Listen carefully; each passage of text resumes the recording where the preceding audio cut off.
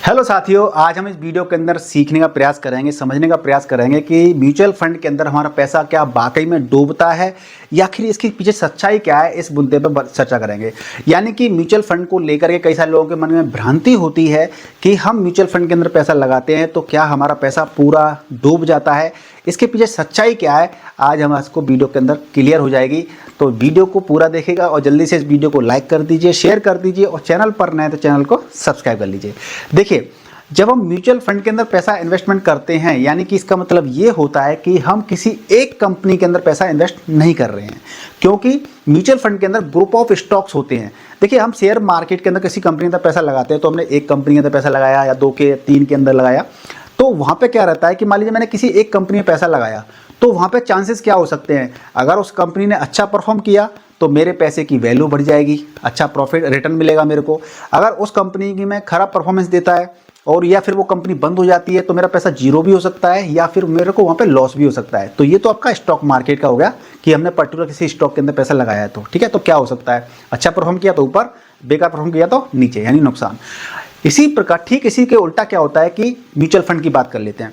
तो जब आप म्यूचुअल फंड के अंदर पैसा लगाते हैं तो वो पैसा किसी पर्टिकुलर एक ही कंपनी के अंदर नहीं जाता है, उसके अंदर 30, 40, 50, 60, 70, 100 कंपनियां होती हैं। यानी कि हम कंपनी जब किसी म्यूचुअल फंड को देखते हैं तो उसके अंदर जब पोर्टफोलियो देखते हैं उसका कि इस म्यूचुअल फंड ने कहाँ कहाँ पैसा लगाया है, किस किस कंपनी लगाया है, कितना परसेंटेज में पैसा लगाया है, ठीक है ना।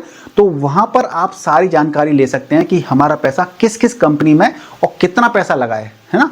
जो पूरा AUM होता है, अंडर असेट मैनेजमेंट होता है, जिसको हम कहते हैं कि फंड साइज होता है, उस फंड साइज का कितना परसेंट किस कंपनी ने लगाया है, कितना पैसा किस कंपनी के अंदर पैसा लगाया है, इस प्रकार सारी डिटेल हम वहाँ पे देख सकते हैं। इसका मतलब ये है कि अगर आपने पैसा किसी म्यूचुअल फंड के अंदर लगा दिया और वहाँ वो पैसा आपका करीब 50 कंपनियों के अंदर लग रहा है, तो यहाँ पे एक चीज़ तो क्लियर हो जाती है कि हमारा पैसा जीरो तो कभी नहीं होगा। क्यों नहीं होगा?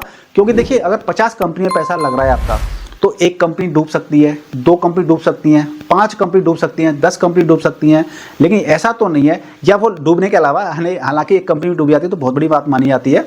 हालांकि डूबने के बजाय अगर नुकसान होता है तो उसकी बात कर लें तो 10 कंपनी में नुकसान हो सकता है, 15 में नुकसान हो सकता है, लेकिन 50 की 50 कंपनियों तो नुकसान नहीं हो सकता है ना, है ना। लेकिन हाँ, ये ऐसा होता है कि मार्केट क्रैश करता है, जब मार्केट नीचे जाता है तो आपको लॉस देखने को जरूर मिलेगा, लेकिन मार्केट में आप बने रहेंगे, लॉन्ग टर्म में इन्वेस्टेड रहेंगे, तो वो आपका जो नेगेटिव रिटर्न दिख रहा है वो पॉजिटिव में भी कन्वर्ट हो जाता है एक समय के बाद में, ठीक है ना। जैसे कोविड की बात कर लें या फिर हम अभी से 1 साल पहले की बात कर लें तो मार्केट कितना क्रैश किया था, लेकिन आफ्टर सम टाइम मार्केट ने रिकवरी करी और उसके बाद में हाई पे हाई बनाते चला गया। कोविड के बाद में या उससे पहले 2008 की मंदी आई थी उसके बाद में, है ना। तो इसका मतलब ये है कि आपने पैसा लगाया म्यूचुअल फंड के अंदर तो जीरो तो कभी नहीं हो सकता। हाँ, अब इसके उल्टा क्या हो सकता है, नुकसान हो सकता है। जी हाँ, नुकसान हो सकता है। कुछ स्कीम ऐसी होती हैं जो कि परफॉर्म नहीं कर पाती हैं, जिन्होंने अच्छे रिटर्न नहीं दिए हैं पिछले 5 साल के अंदर, 3 साल के अंदर, ऐसी स्कीम हो सकती हैं।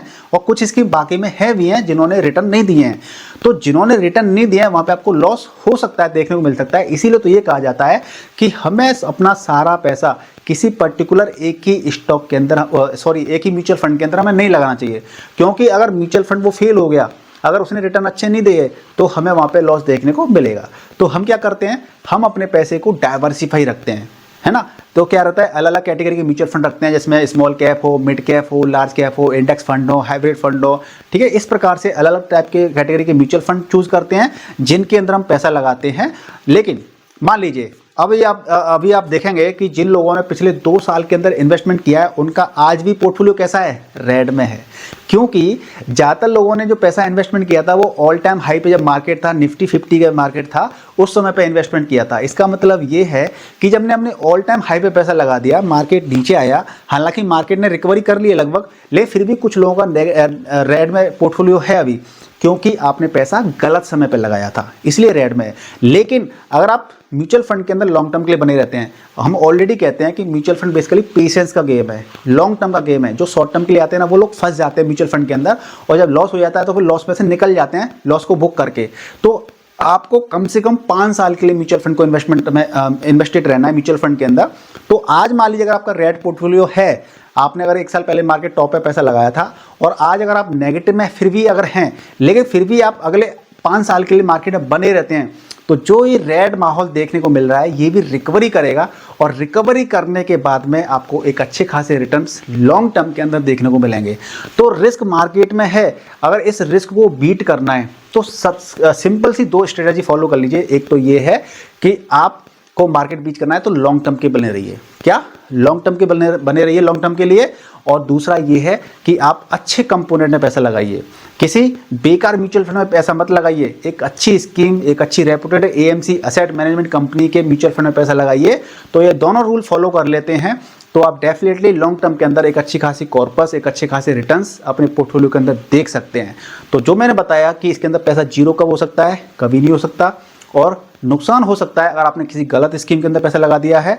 तो हमें अपने पैसे को डाइवर्सिफाई रखना है। मान लीजिए कुछ लोग क्या करते हैं, जैसे कि अगर आपको 10,000 रुपये पर मंथ इन्वेस्टमेंट करना है, 10,000 रुपये का हर महीने पैसा इन्वेस्ट करना है, तो अब 10,000 को सीधा एक ही म्यूचुअल फंड के अंदर मत डालिए। सबसे पहली बात तो आपका पोर्टफोलियो क्या होना चाहिए, डाइवर्सिफाई होना चाहिए। अगर आपकी एज अभी कम है, आप रिस्क ले सकते हैं, 15, 20 साल, 30 साल का आपके पास टाइम ड्यूरेशन है इन्वेस्टेड रहने के लिए, तो आप स्मॉल कैप में अपने 10,000 का 4,000 रुपये डाल सकते हैं, बाकी 3-3 हज़ार रुपये मिड कैप में और लार्ज कैप में भी डाल सकते हैं। तो इस प्रकार से हर इंसान के लिए, अब देखिए मैंने जो बताया है कि 4,000, 3-3 हज़ार, ये हर किसी के लिए फिक्स नहीं हो सकता। हर किसी के गोल अलग होते हैं, हर किसी के टारगेट अलग होते हैं। टारगेट गोल मतलब सेम चीज़, तो उसके अलावा रिस्क एपेटाइट भी अलग अलग होता है हर किसी का। तो इस प्रकार से हर किसी का पोर्टफोलियो जो होता है ना, वो भी अलग अलग होता है।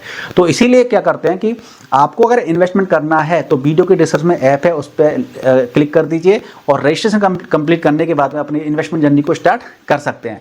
कोई भी डाउट आता है तो कमेंट करके पूछ सकते हैं। वीडियो को लाइक कीजिए, शेयर कीजिए, चैनल पर नए तो चैनल को सब्सक्राइब कर लीजिए। मिलते हैं नेक्स्ट वीडियो में, तब तक गुड बाय, टेक केयर, जय हिंद।